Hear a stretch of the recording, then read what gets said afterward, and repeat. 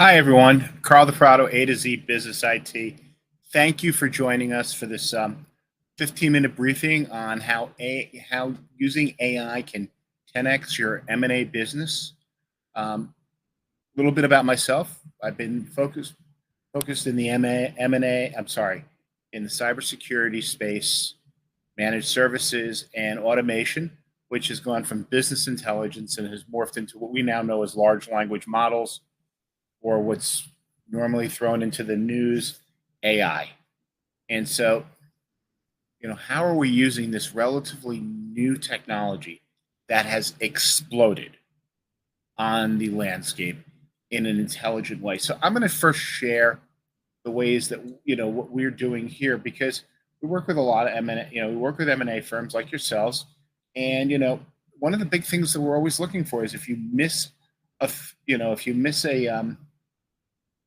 a risk in an M&A deal, you're not just losing money, you're handing the regulators a loaded gun, and unfortunately inviting lawsuits, and you could potentially be watching your reputation go up in flames.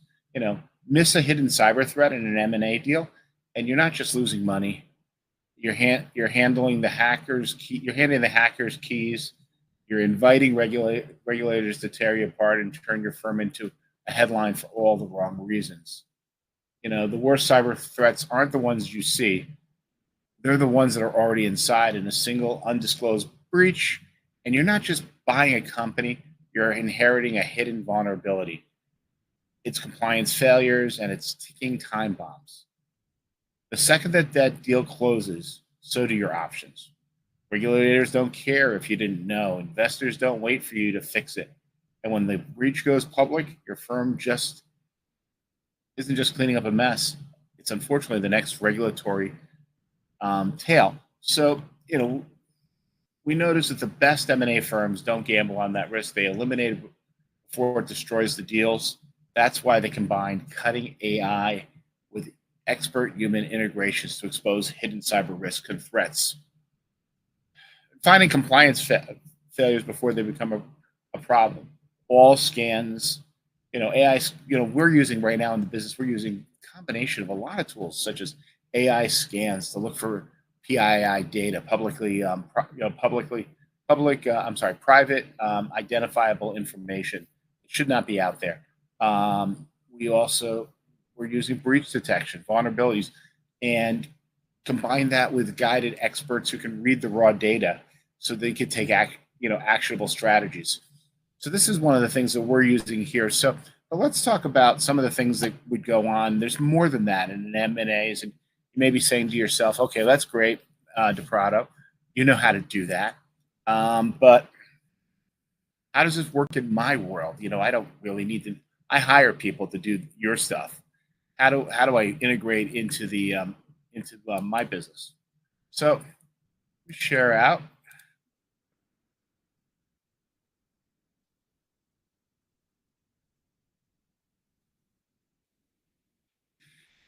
Wrote you this beautiful little PowerPoint. So we'll just give you some guided notes here, and I'll start telling you a couple little stories about how we can use this. So,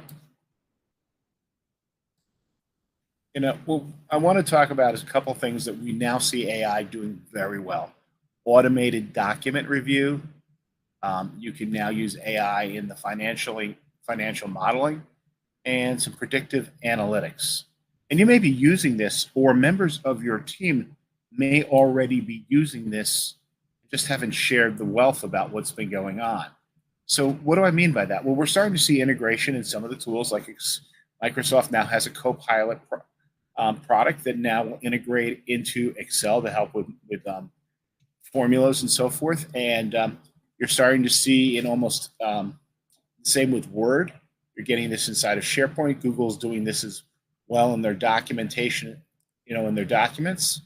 You can now upload inside the paid versions of Chat GPT. You can upload your documents. I wouldn't recommend that.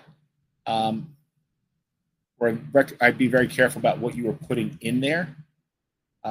Just basically because they still haven't given us the confidence that we need as far as the document control, that your documents, that your data, that they're not training against it. And we'll go into that in a second. But these are the opportunities that are out there, and how do you enhance that? What happens is, like, this all sounds great on paper, but then how do you implement this? How does this come in? And the problem is, most people just send either, the kid who's out of college, they're not really looking at how to use AI in an intelligent manner to help save time and increase efficiency. So,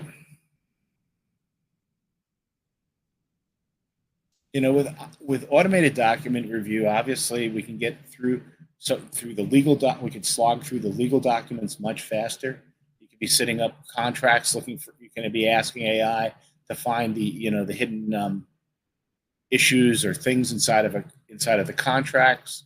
You can do this in the spreadsheets, in the P&L statements. You can identify risks that could be in there. And by doing that, you could be shortening down your due diligence cycle from a couple of weeks or a couple of months. You may easily be halving that just because of the speed that you can go through this. Again, in the financial model, this is where large language works really well. It's, you're able to create some of the smarter valuations. Valuations in themselves are very tricky, especially when you're working on a private firm that it's very hard to get potentially comparables. You might be able to find a public firm of similar size that's been sold to use as one of those comps, but then pulling out that additional information. There are now tools with, such as deep research, that can now dig through thousands of pages of websites and stuff to help shorten the search as far as that's concerned, and also show you the notes of where they went to get their information. So that's great. You can also use it for A/B testing scenarios to optimize the deals and look at potential ROIs, return on investment, to reduce the financial risk. These are all powerful things. A lot of this is, very easy in a lot of ways. This is really just harnessing technologies that have already been in there. When you're looking at the scenario planning, again, this is where we've been having a technology that's been around for about 20 years with business intelligence. We're now looking at the investment returns and so forth. This has been going on, since the beginning of the abacus. But now with AI, you can really start to do that. So deal matching, again, you can start to look for like, so you can get predictable analytics on this. And so then the question is, where do you start? Let's address, first of all, some of the pain points for AI. I already hinted at one, which was cybersecurity. Outside of, we're pretty confident that Microsoft Copilot is keeping everything siloed. If you have, let's say, a cloud environment, most companies do. And what do we mean by a cloud environment? Either you're using some form of OneDrive or Google Docs or Dropbox, that type of cloud environment. You can integrate inside of the OneDrive and the Dropbox. You can integrate with the Copilot, and it can look through your records, and you can have controls in place that basically make sure that they're not training or sharing the data. You can also make sure that one team member can't pull data from another team member through the AI as far as privileged access is concerned. Another thing you want to be able to do is work on stuff so that AI is not giving you back erroneous data. A lot of people love to have, if you want to have some fun with AI, give it a question that there is no answer to, because AI is not intelligent. It's artificial. And it's really what we call an LLM, large language model. And so a large language model just means it's predictive. It's very good at doing the predictive text. It's pulled in enough data in there that it can start to do that, build out the text itself, and figure out what the next word would be before the person even says it. So it's like that little, when you were kids and you'd have somebody repeating what you were saying. Well, this is being done with artificial intelligence, but now at like hyper speed. it's on steroids. So, and every day we're actually seeing the models get better and better, and in some ways cheaper and cheaper. But there's also some security that comes as we're going back into the LLM. Initially, when we were looking, even 3 months ago, even a month ago, AI, working these LLMs required large computers, incredible expensive compute time.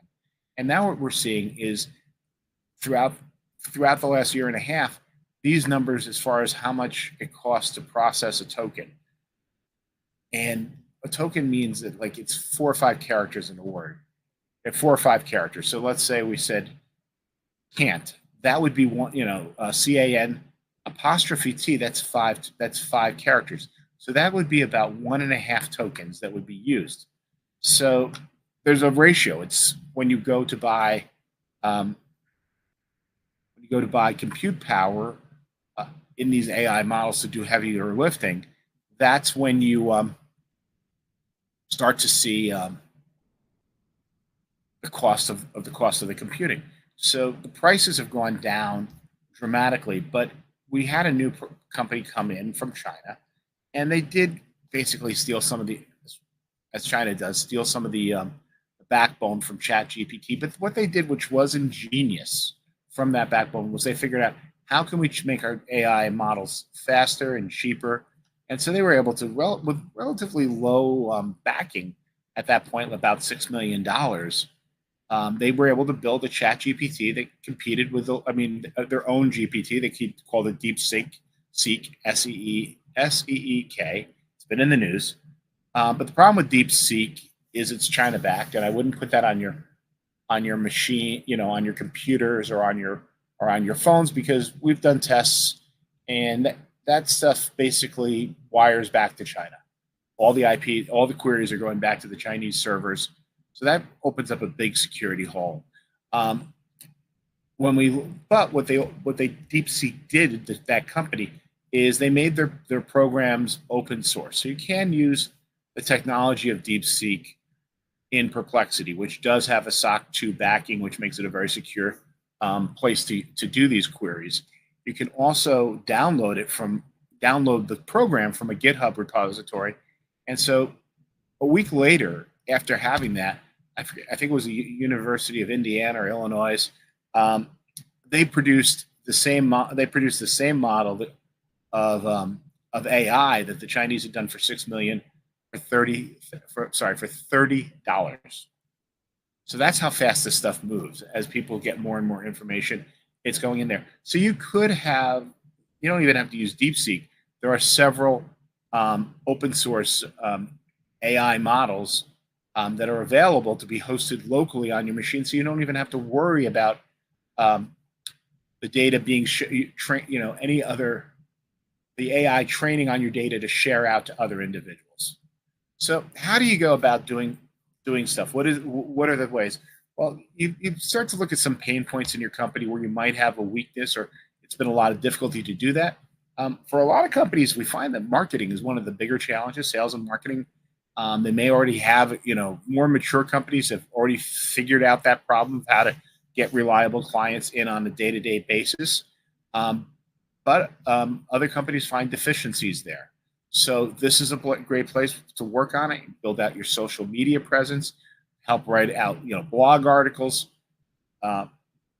creating, crafting, websites. All of these things can be done much more efficiently with an AI model at a better speed. The other places you may be looking at is contract reviews, or reviewing of PDF documents. If they're redacted, you could send them up to ChatGPT or Claude or to Perplexity or a number of others, and then you could start to ask the AI questions about that particular document. When does it expire? What are the renewal clauses? Are there any other gotchas? Or what type of where? So you can proceed to interview it and see if there were any other parts that were there. Because you got to remember, even a year and a half ago, ChatGPT could pass the bar exam. So you're getting something about at that point the equivalent of a, as far as the knowledge base of a good first year associate. Now you've got ChatGPT, and this was on 4, so I don't even know what the tests are now. But basically, it was able to answer questions that only the so that was the first one I was talking about when it passed the law exam. That was on ChatGPT 3.3. We're now at, I think, version 03, which means we got past the 4.0, which was the big breakthrough. At that point, 4.0 was able to answer questions that only the top physicists in the world can answer. And so now we're at a new exponential level. So it's very you can get some very quality answers or returns on your questions very quickly inside of ChatGPT if you know how to import the data correctly and then proceed to ask it guided questions. The other part that you have is you can start testing solutions and see how they are and what limits their scale. We've had a client that had a PR issue. They wanted to keep the tone and sound of some articles out there, and we were able to help them generate the correct articles out there. Now you're starting to see the integrations into tools. So you may already have some. I know Greta has some. There are others. All of them have a little bit of an AI baked into that. But you may also want to start working on what we call a master agent, which is something that's internal to your company that can help you guide your own, the resources that you're using inside of AI in an intelligent manner, sort of another you, that could work on a section of a problem that may be taking up a lot of time. So that's where, so that's, and then you're just, like any other software, you're continuously improving, the models to get more efficiency and better answers. So what are the AI benefits? I'm going to be very honest, these numbers that I put up here,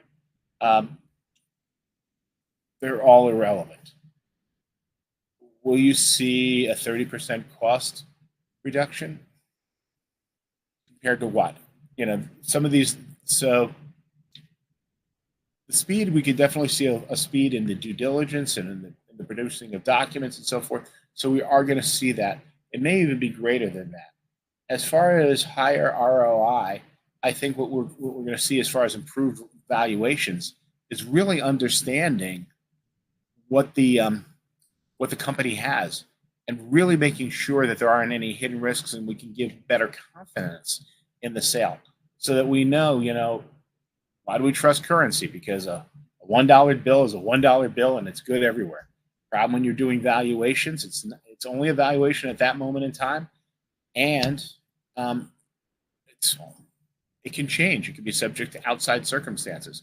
So controlling that or understanding, all the value variations and still having a guide in hand of the expert can really help boost the confidence that that you're getting the best valuation for your client. So key takeaways, obviously AI is going to transform the M&A process. We're already seeing some of the bigger shops starting to implement that. It's going to help you gain a competitive edge, as far as speed and reactive time to be able to take a deal from beginning to close, and it's going to enhance the merger success. I mean, what we're seeing now is we're able to stop hidden cyber and compliance risks before they detonate. So I'm going to say, just you want to learn more.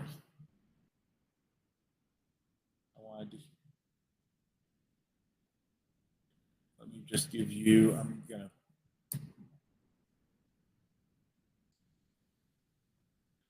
to drop in my URL here, my little screen grab, and you can find me on. What was I going to say? You can book some time if that makes. We'd love to have, love to give you 10, 15 minutes of your, time back, for you to feel free to pick our brains. We're more than happy to do that. Again, this is our QR code. I thank you for your time. Feel free to reach out to us on LinkedIn or any of the other social media there. And all my information is right there on that QR code. So you guys have a great day. Everybody take care. Thank you so much.